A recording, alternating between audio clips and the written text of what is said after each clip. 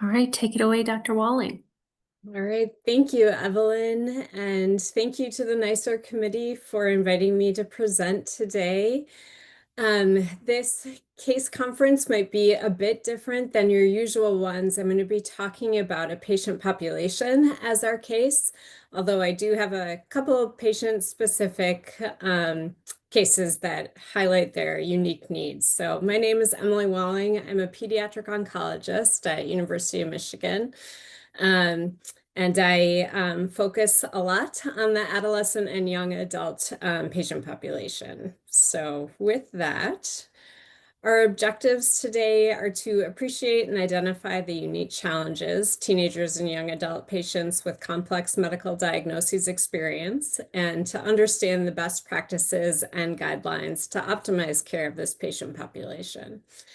So as I said, I'm a pediatric oncologist, so a lot of this is through that lens, but my goal for this talk and hope is that much of it is generalizable to your adolescent and young adult patient population, kind of regardless of their condition.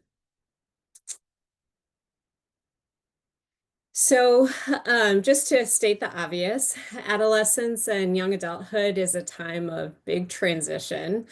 One of the biggest things that we see is this time of gaining independence. I would guess that we've all had the experience of, a 17-year-old that drives themselves to their appointments, makes all their decisions. And then also the same day, you might see a 22-year-old who comes with their parents and they still very much defer decision making to them. This is a time period that is known that patients are going to start experimenting with risky behaviors.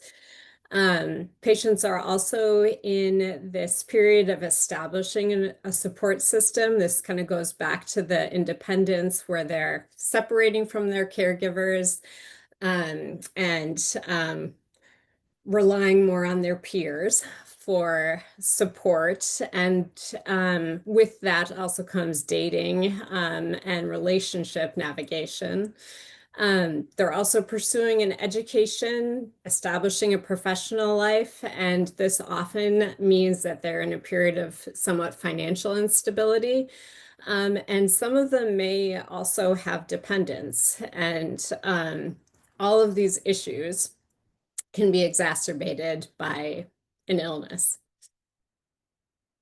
So in the oncology world, who we're talking about and why I am kind of interested in this patient population. So this is a National Cancer Institute age-defined patient population from 15 to 39 who have been diagnosed with a malignancy. And that kind of circle chart on the side shows that this is a relatively small proportion of overall diagnoses that are going to happen annually. It's less than 5%. So numbers wise, that leads to about 85,000 new diagnoses annually. This patient population, the vast majority of them are going to survive their illness. And so that leads to a lot of survivors in the United States, over 2 million. And so you might be looking at this and thinking, well, that sounds pretty good. Those outcomes are pretty good. But particularly within the cancer world, this has really been recognized as a patient population whose survival really lags behind other age groups. So in the early 2000s, a really pioneering pediatric oncologist named Archie Blecker went out to kind of validate this sense that he had that this patient population just really was not doing quite as well. And so he used the National Cancer Institute to the surveillance and results database, SEER, which tracks cancer outcomes for all patient populations. He used that database to kind of validate this thought. And he was accurate. So let me just orient you to this graph.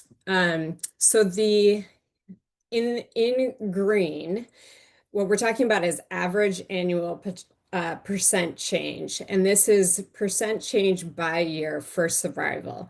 So those in green, every year they are gaining survival, and it's anywhere from like about 1% to 2%. So every year they're making that gain in survival. But those in red, they're actually losing points in survival. And lo and behold, that is the age that we're talking about.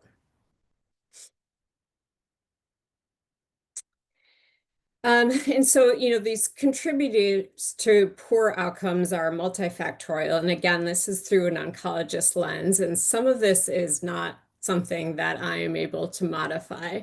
The biology of their disease is different. First of all, there's a higher risk of getting a malignancy as you age. There's this unique distribution of cancers that happens at this age group that isn't mimicked at any other time of life. So patients in this age group can get pediatric and adult oncology diagnoses. And when they do get these cancers, they tend to have a more aggressive pattern, meaning that a 30-year-old diagnosed with breast cancer is going to more likely to have a more aggressive type of malignancy than a 60-year-old diagnosed with breast cancer. So these highlighted in pink are what I believe to be kind of modifiable factors. And again, some are more specific to cancer. So the first, access to care. So no other age group has a greater latency to diagnosis or lower clinical trial enrollment. There are fewer available clinical trials to this patient population. Clinical trials tend to be either pediatric or medical oncology, and patients might be in this like specific range where they are older than eligibility for peds and younger than eligibility for adults. Of those trials that are available, there's lower enrollment, which means there is, not only patients don't have access to kind of like the most innovative care, but then also we as researchers don't have the biologic specimens to study. And so this is why we don't really understand why is this patient population, why do they get more aggressive types of malignancy? And then what is more applicable to the AYA population in general, even outside of the oncology world, is it is the highest rate of uninsured is 18 to 34 years old. Treatment adherence is also an issue that affects patient outcomes, and then they also have very unique psychosocial stressors. So I just wanted to mention two cases that I think really kind of highlight these issues. So these are both my patients. The first is an 18-year-old young woman who was diagnosed with T-cell acute lymphoblastic leukemia. She initiated multi-agent cytotoxic chemotherapy in February of 2021. And then about a month later, on a routine kind of surveillance chest CT, she was incidentally found to have a right upper lobe cavitary lesion that was ultimately determined to be invasive aspergillosis. We, at that point, did a more kind of detailed history, inquiring about, exposures and smoking, and this had been missed at when we first did her first diagnostic education. And this revealed that she was vaping several times a day and under the impression that the vaping was a healthy form of delivery of tobacco. And unfortunately, this was reinforced by her caregiver who was up in the ICU bringing her vape pens so she could continue to vape. So there are a lot of issues with this case, but fundamentally from what we can control on the physician aspect, I really see this as treatment-related morbidity due to unmet education needs for this patient. The second case is a 20-year-old young man who was diagnosed with chronic myeloid leukemia. So this patient, his needs were more obvious right at diagnosis. He was known to be unhoused. He was known to be unemployed. He was unable to afford transportation to even pick up his medications or to routinely attend visits. And as you might imagine, his adherence to taking his medication was greatly impacted. So the first case is this acute illness that leads to long-term treatment-related morbidity. And the second is a malignancy that we can turn into a chronic illness with consistent, medication adherence, but both kind of highlight the need for intense social support. So first, kind of talking about the last case in financial toxicity, and this data is from the NIH. The highest rate of uninsured is among 18 to 44-year-olds. It's less among those older. That makes sense because they are mostly employed and have insurance through their insurance or through government programs. And similarly for younger children, they are on their parents' insurance most frequently. This data is these numbers are from 2024, and just want to note that the proportion of those who are uninsured has increased since 2023. So AYAs in particular have often aged out of their patient insurance. The Affordable Care Act allowed patients to remain on their insurance until they were 26, but I think we all know the direction that is going in. So that coverage is disappearing. And for this patient population in particular, there is cost, very real cost barriers to buying insurance. And what exacerbates this is their ability to work is compromised due to illness. So gaining insurance through their employer is often not a option. And then, associated with any complex illness, there are these non-insurance billable costs. So even if you are among the lucky ones that got medical insurance, there's still travel, food, lodging, and those of us that practice in Michigan, we see patients from the UP. They're coming from 8 hours away, oftentimes to receive specialized care, and that is a very, very heavy burden.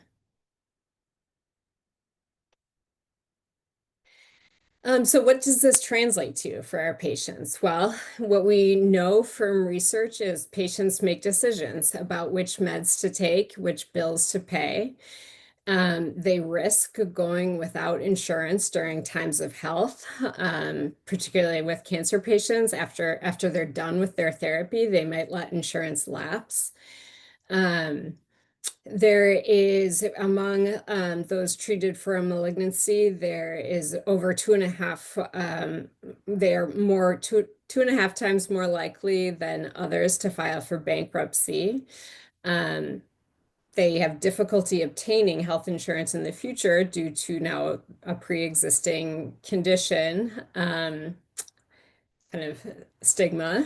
And they are more likely to forego medical care due to the cost. Again, in the oncology world, this is compounded for those who undergo fertility preservation. I do just want to spend a moment on this, and I hope it is, again, relevant for your patient populations. But this is a really big deal in the cancer world because, as you all might imagine, this is one of the biggest regrets of patients is if they are unable to have children biologically after their cancer treatment. So fertility preservation options range from hormonal therapy to gamete retrieval.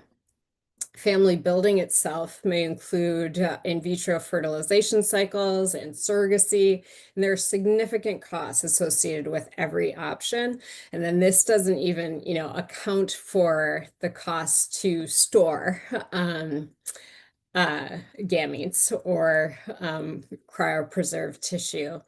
It is extremely state specific what insurance will or most often will not cover. So those states that you see in green, they have state mandated some fertility coverage. Again, even those states that have state mandated, it doesn't mean they just cover everything. It may be very specific to what patients can do. But unfortunately, as you can see, Michigan is not among those green states. So my research group that I work with through the School of Social Work and we were kind of interested in understanding how to kind of improve our practices among our patient population. And specifically, we were really interested in, of those who elect not to pursue any sort of fertility preservation, why is that? And what could we potentially, intervene on? So we conducted semi-structured interviews with 27 AYA patients to elucidate how, in particular, cost concerns contribute to fertility preservation decisions. So as you can see from the demographics, I was surprised that the majority of participants were men. We broke down ages between 12 to 17 and 18 to 25 with the thought that those different populations might may have considered fertility differently, and the older ones among those may have actually kind of thought about family building. It was a majority Caucasian patient population. We had pretty equal representation from Rogel Cancer Center and Mott Children's Hospital. And as you can see, for those who preserved fertility, it was 22% of those in the younger cohort and about 41% of those in the older cohort. And for those who don't pursue fertility, there are a lot of reasons. Finances is a big one, but just acknowledging that there's, other issues. They weren't asked, they weren't ready to have the conversation. And something that we really weren't anticipating is that we, as clinicians, really approach the conversation with a very heteronormative approach, which really alienated some patients. And we as researchers also made this same error because we did not solicit gender identity. We just solicited sex assigned at birth from our patients. So just a few quotes that we had, and this is one of the reasons I love kind of qualitative research, because it's hard to replicate this in numbers. So just want to highlight a couple from some young people here. And also just want to mention that in our patient population, we have this conversation about fertility preservation at the same time that we're talking about, giving them a diagnosis of a malignancy. So this is a very high stress time that may not be replicated in other illnesses. So this 24-year-old said, "I'm still on my dad's health insurance because I'm not 26 yet. And I'm unemployed, but his insurance did not cover it, fertility preservation. So they did not pursue preservation." This 17-year-old said, "Initially, when we first heard about what it costs, I didn't want to do it because without any financial aid, it's $400 to store it or something, which I didn't know if that's worth it, especially if I don't know if I want to have kids." Again, this is a 17-year-old. It's unclear how much, they may have even thought about family planning. Fortunately, there were programs for me, but if there hadn't been, I probably wouldn't have been on board. And then finally, one young woman said, my insurance didn't cover it. I was like, well, that's not really an option for me right now. Um, One thing that came from this conversation with these young people was that they had this sense that building a family was going to be really easy from other options like adoption or that sort of thing. And anyone who's, been through that process knows it's not that simple. So that was eye-opening as well, that needs to be part of the conversation with families. Um, so that was all I was going to say about fertility preservation. In terms of financial toxicity, as we said, it also impacts adherence, which is what I was going to comment on next. So this again this is from the NIH, reasons for non-adherence. So this should be generalizable to any patient population. So kind of identified reasons usually fall into these 8 categories. And I don't know how well this is projecting for you, so I'll read them. Side effects, cost, confusion, just about how to take the medicine, why it's needed, depression, too many medications. They aren't having symptoms, so why do they need to take the medications? Mistrust of the medical system and just kind of general worry. For my patients, I would also add a 9th reason here that I think might be applicable to kind of teenagers in general. It's a little bit of a way of exerting control and rebelling a little bit to just not take your medications. So among oncology patients, what we know is, and I would again imagine this translate to any AYA patient population, there's a higher rate of non-adherence. Up to 60% of adolescents with leukemia or lymphoma don't adhere to their oral regimens. This is a big deal for these 2 diseases because oral chemotherapy is a large part of treatment. And, when we think about adherence, the first thing that comes to mind is often like medication adherence, but this often extends to follow-up exams and disease surveillance. And it's pretty clear why that is also a big problem because relapses may not be detected and treatment-related morbidity wouldn't be picked up in early intervention, making early intervention less possible. To, kind of highlight this, a pediatric oncology researcher was looking at how non-adherence affects like kind of, disease, remission status. And she was looking at patients with acute lymphoblastic leukemia. And these patients, they take oral chemotherapy for the majority of their treatment. Their treatment can last for like 2.5 years. And for about half of that, they're in this period called maintenance, where they're strictly taking oral chemotherapy.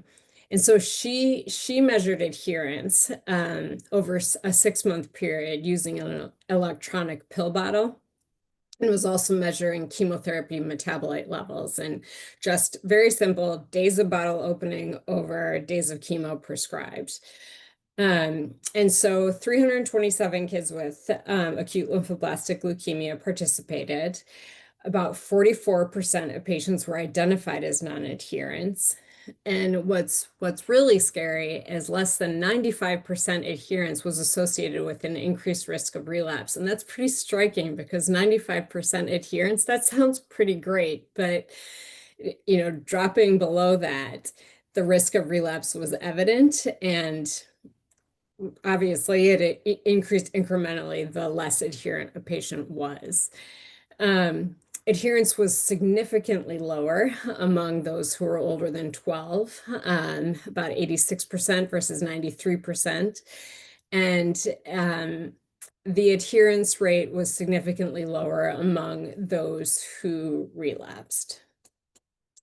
So the conclusions from this were adolescents are vulnerable to non-adherence, and the risk of relapse was attributable to non-adherence nearly 60% of the time. And non-adherent patients were 2.5 times more likely to relapse. This is also likely an underestimation of real world non-adherence because, this obviously wasn't a blinded study. Patients knew they were, being measured how many times they opened the bottle. So you could imagine a scenario where they're just opening the bottle, tossing the meds.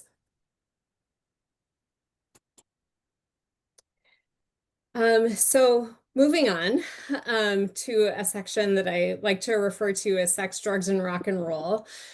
Just a sobering reminder that, like their healthy peers, AYAs with a serious illness and cancer in particular, experiment with risky behaviors, just like their healthy peers.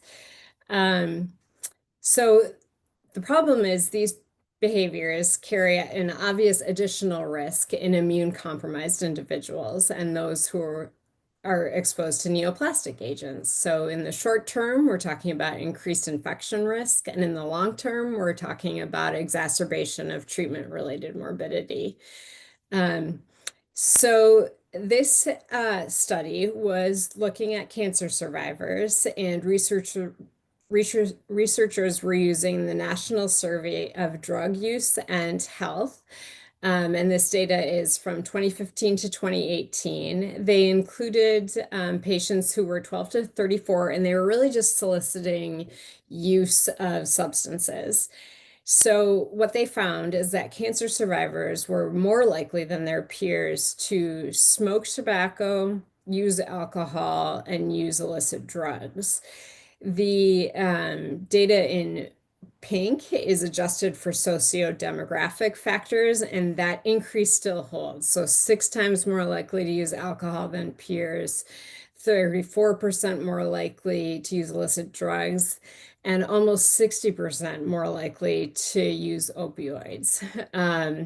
The data was further adjusted for health status, including depression in particular, and that increase held most notably for those who misuse opioids. So this is pretty sobering and, reminds me at least that patients kind of despite their illness are still teenagers first. And in some ways it kind of makes sense that they are using illicit substances more, due to their disease and the psychological, kind of fallout from that. But it really highlights the need to ask. And the authors came to, kind of the conclusions that, this was explained by potentially persistent pain, ongoing mental health challenges. It was being used as a coping mechanism,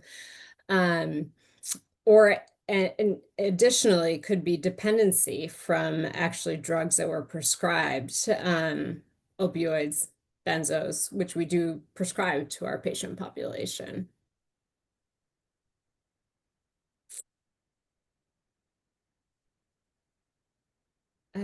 Moving on to a topic that can be tricky for pediatricians to talk about is sexual health. So just to remind us what this, is defined as by the World Health Organization as fundamental to overall health and well-being of individuals. The discussion requires a positive and respectful approach to sexuality and safe experiences. And the American Academy of Pediatrics does recommend that pediatricians should provide comprehensive sexual health education, counseling, and prevention services for adolescents. So,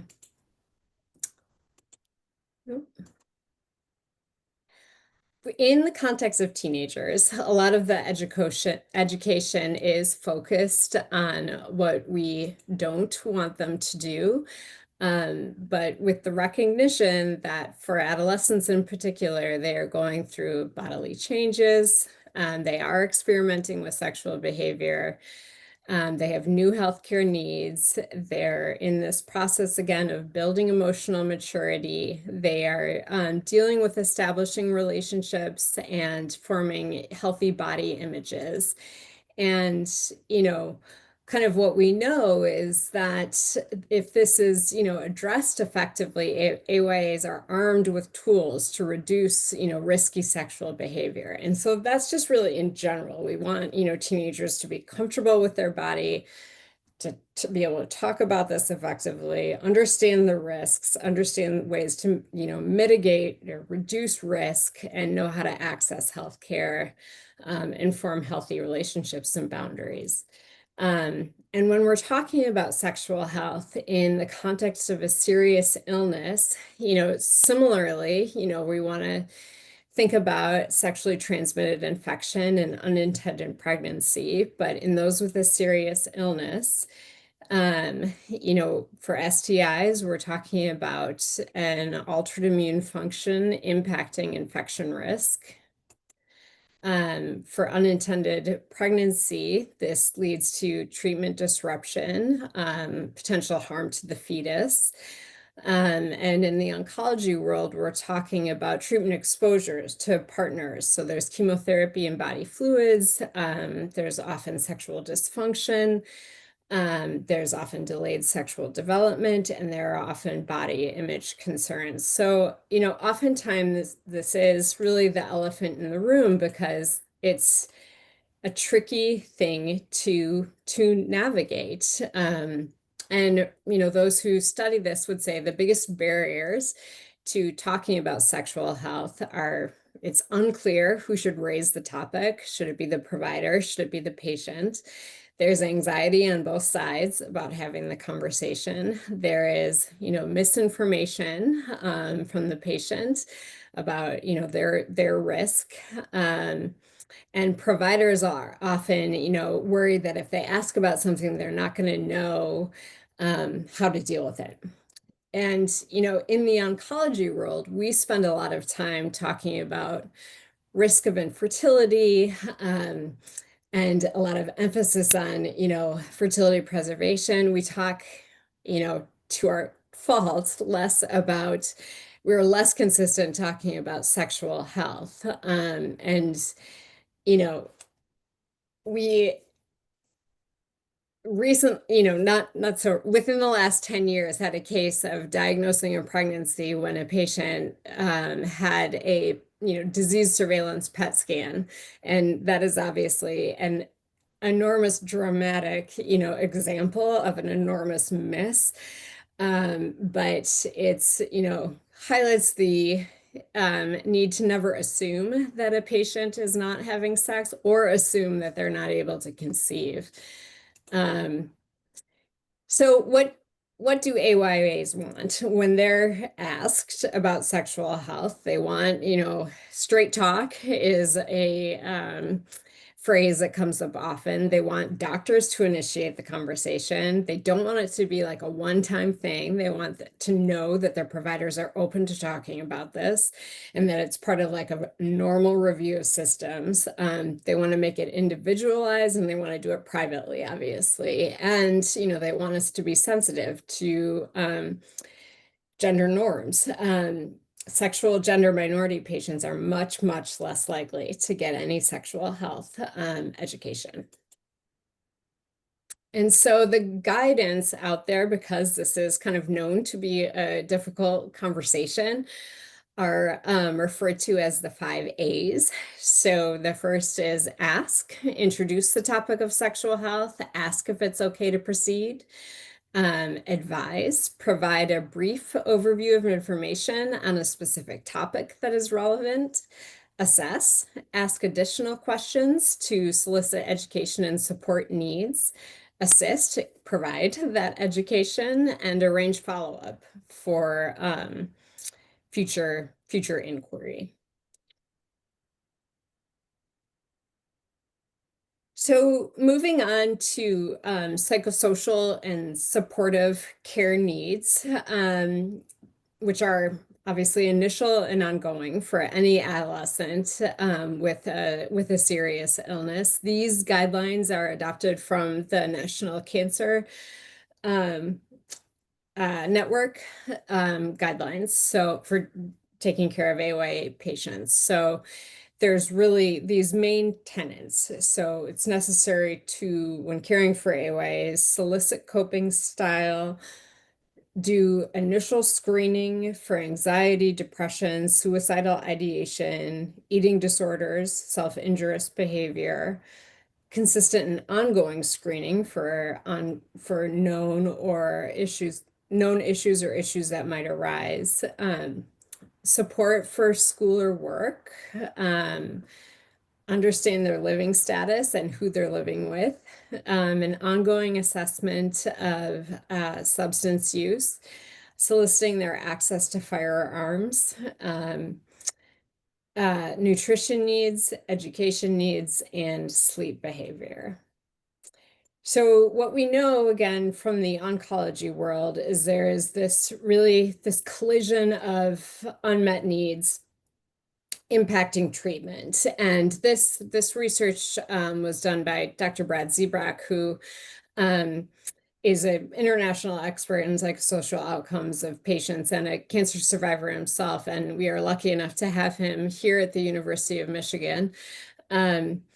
But some of his research has shown that there really is this interaction between like psychosocial growth and development, cancer care, and how they like come together for understanding behavioral, social, environmental context of an AYA's life is really critical for the optimal delivery of cancer care, and how this can trickle down and impact, adherence to completion of therapy, symptom management, patient-doctor relationship, clinical trial recruitment and retention, so just kind of general trust in the medical system and quality of life.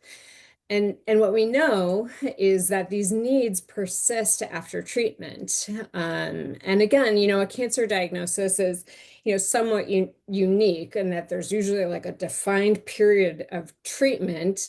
But, that does have an end date, but that doesn't mean that patients snap back to normal. And in fact, quite the reverse is true. And so what we know is that 1 year post-diagnosis, adolescents and young adults report low levels of use of psychosocial care and substantial unmet needs. And that we know that most AYAs, if they access care at all, they access it during, active treatment. So 1 year after diagnosis, over half have this unmet need for information. 40% have this unmet need for like mental health support, therapy, counseling, and about 40% have this unmet need for just kind of practical support.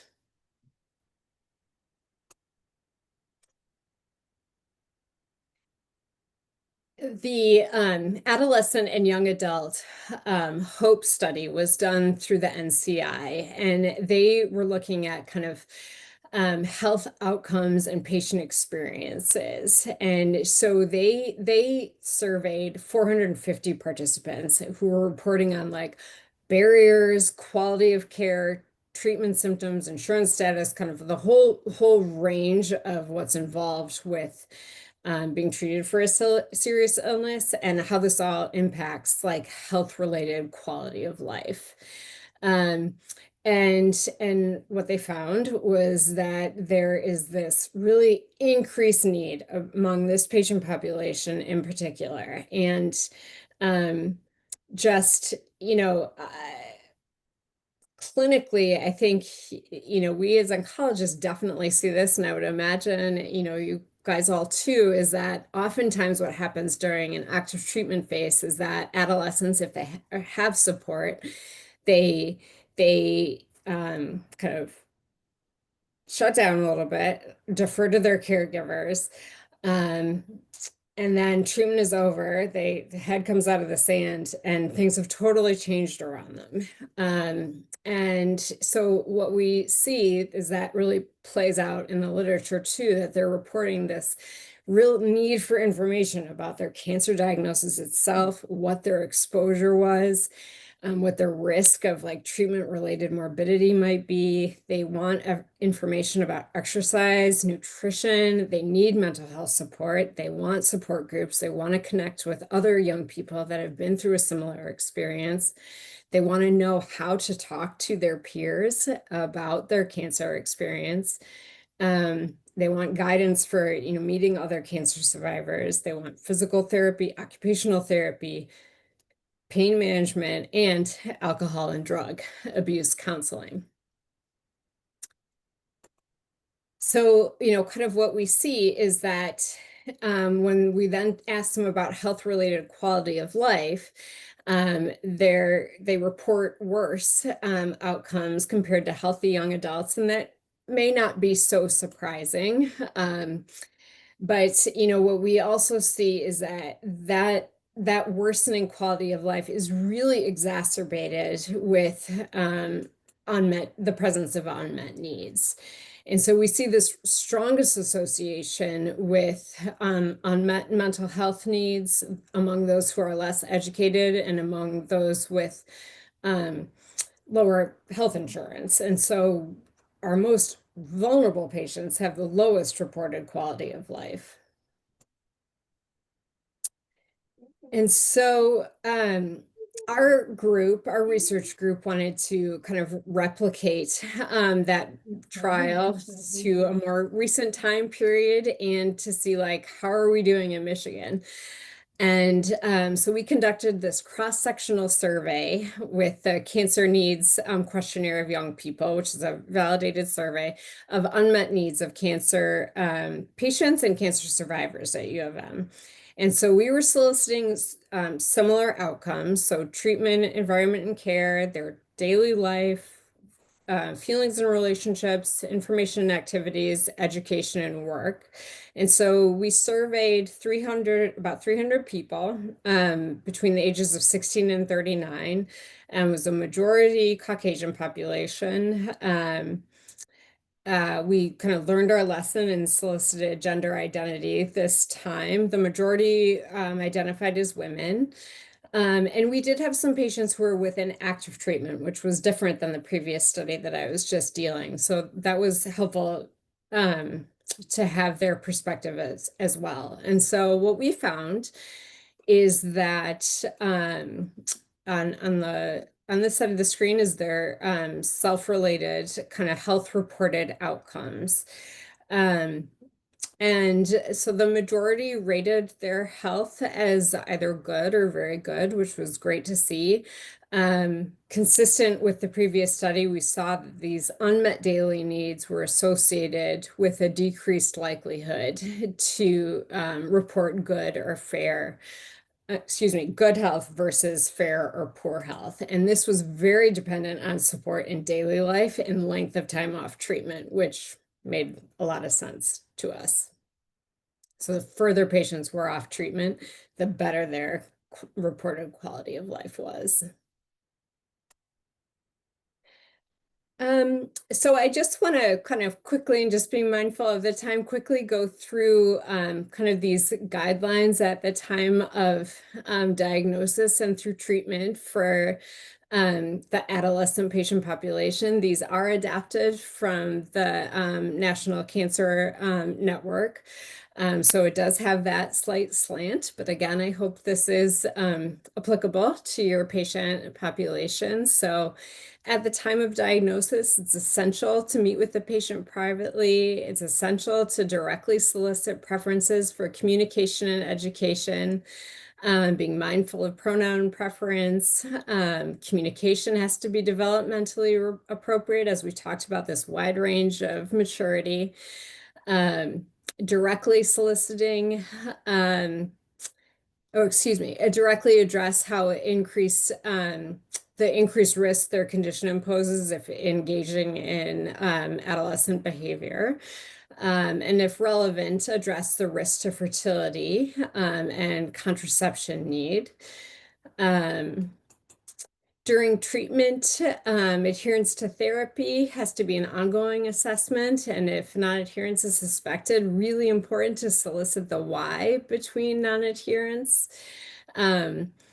Frank discussions about treatment-related morbidity, frank discussions about peer relationships and trying to connect patients with each other, being open to discussions about talking about their diagnosis with romantic partners or their family, assessments for sexual health, and ongoing assessments and consideration for the level of information. Again, hearkening back to this variation in maturity. And if you're taking care of these patients over a long period of time, when you first met them, their desires for communication are likely going to be very different than what they are 5 years down the line.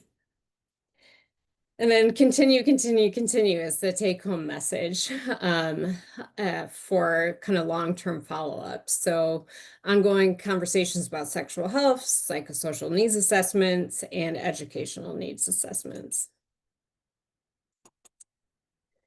Because I'm an oncologist, I'll just have present what the recommendations are for AYA cancer patients. So it's to have access to pediatric and adult oncology providers, and this goes back to the wide range of malignancies these kids, this patient population gets, access to clinical trials. It should be patient-centered and recognizing the wide range of independence in this patient population. Multidisciplinary team is key. Physical space where they feel they belong, and access to age-appropriate resources and support groups, and to fertility preservation and sexual health education.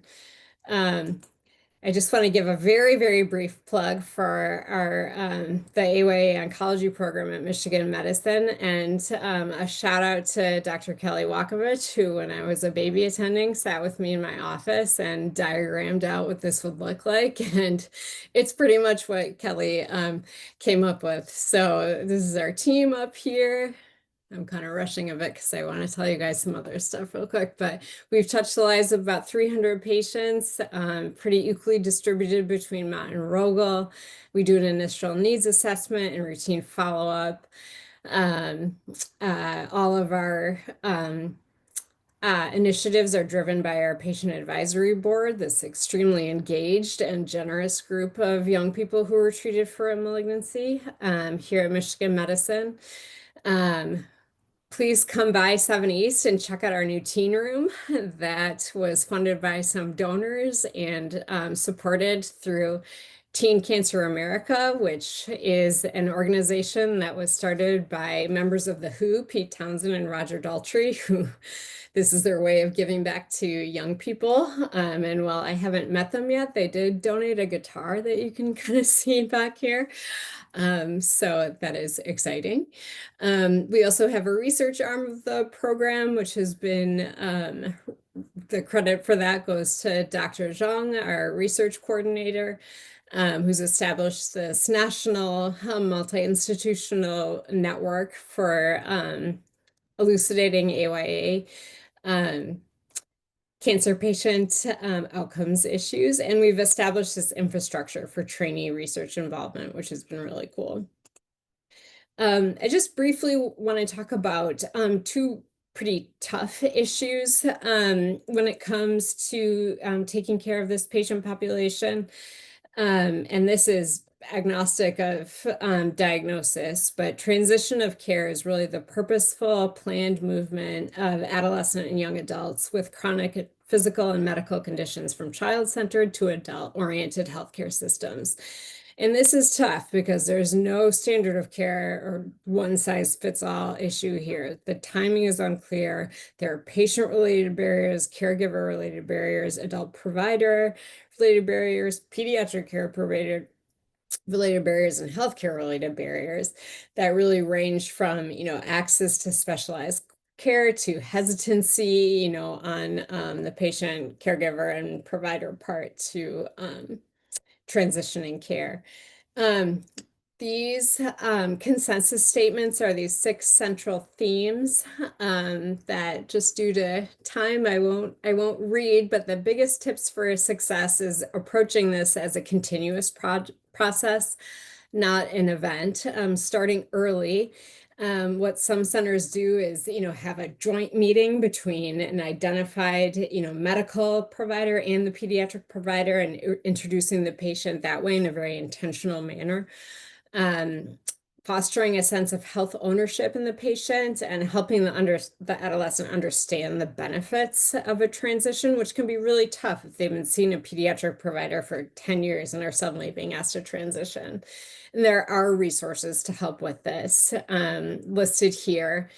In the cancer world, we use something called the Passport for Care, but your disease-specific area may have an identified resource that would be available to you. The other thing that is a little tricky and super, super important are end-of-life cares, end-of-life conversations, and just rushing a little bit, but the early integration of palliative care is essential. Patients and families want this conversation. Don't assume young people don't want to discuss this. It validates their fears. They're already worried about this, and it allows them the opportunity to voice their worry, and an opportunity for them to verbalize their desires of how they want this to go. When approaching the conversation, just being honest, direct, and empathetic, of course, determining who the AYA wants to have in the conversation. These quotes are from a qualitative study that an expert in palliative care conducted and just really impacted me. So wanted to have them up there for you to take a look at, because sometimes it's helpful to just see the language that others use. Just going back to the cases, I know I'm even over time at this point. We, through the benefit of having this multidisciplinary group, we were able to address some of the needs. Of course, didn't solve everything, and we're late, to the game for many of these issues, but can't emphasize enough the importance of a multidisciplinary team to help with these issues. And then final thoughts are here.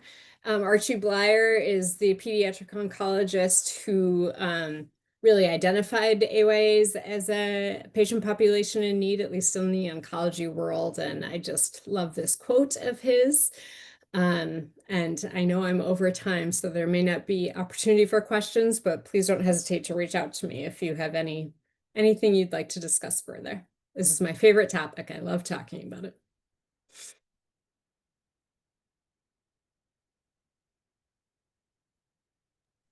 Thank you so much. Does anyone have any questions?